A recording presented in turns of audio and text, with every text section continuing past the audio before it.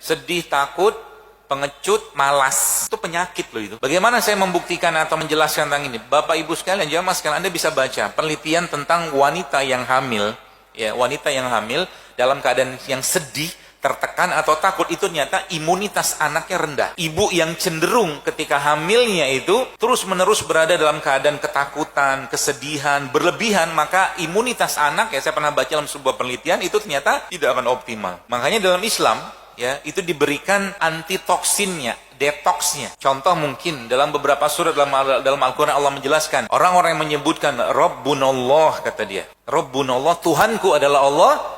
Lalu Allah menyebutkan di situ, malaikat itu akan menaungi orang yang menyebutkan kalimat tadi dengan sayap-sayapnya. Itu contohnya. Jadi bukan sekedar kalimat atau kata yang diucapkan biasa, cuman dia punya vibrasi dalam diri kita, sehingga waktu kita menyebutkan itu Rabbunallah, gitu kan, bergetar hati kita. Apalagi salah satu cara yang paling mudah kita untuk berdekatan dengan malaikat, ya, adalah dengan cara apa? Membaca Al-Quran. Makanya janji Allah dalam Al-Quran apa? Wa nunazzilu minal Qur'ani ma huwa syifa. Dan kami jadikan atau kami turunkan Al-Quran ini sebagai syifa, penyejuk gitu loh, yang membuat hati kita itu tenang, yang membuat hati kita hilang sedihnya, hilang gusarnya, hilang takutnya.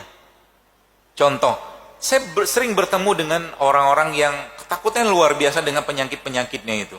Lalu saya katakan, apa yang ibu atau bapak takutkan? Saya bilang, mati, saya bilang. Dengan atau tanpa penyakit ini, bapak, kita semua pasti mati, Pak, yakinlah. Kita mati bukan karena penyakit, karena udah ajalnya mati. Tapi menariknya, kalau Anda baca dalam beberapa riwayat-riwayat dalam hadis Nabi SAW, orang beriman yang mati itu sebenarnya, kalau dipersiapkan matinya kan indah. Bukan masalah perkara mati yang kita perlu bahas lebih dalam, bukan. Tapi mempersiapkan kematian tadi. Sehingga apa? Ketemu dengan Allah dalam keadaan yang baik. Maka dalam Nabi SAW menjelaskan dalam banyak riwayat seseorang itu, atau beberapa riwayat Nabi menjelaskan seseorang itu akan mati sesuai dengan kebiasaannya. Beberapa waktu lalu kita lihat ada seorang ibu-ibu, ya, dalam sebuah video yang viral, lagi khatam Quran, khotmil Quran, tiba-tiba Allah ambil nyawanya. Kan keren mati kayak begitu. Daripada mati lagi ngegosip, ngerumpi, ngerjain hal nggak jelas, ngomongin jilbab, ngomongin baju, apa kayak begitu gitu loh.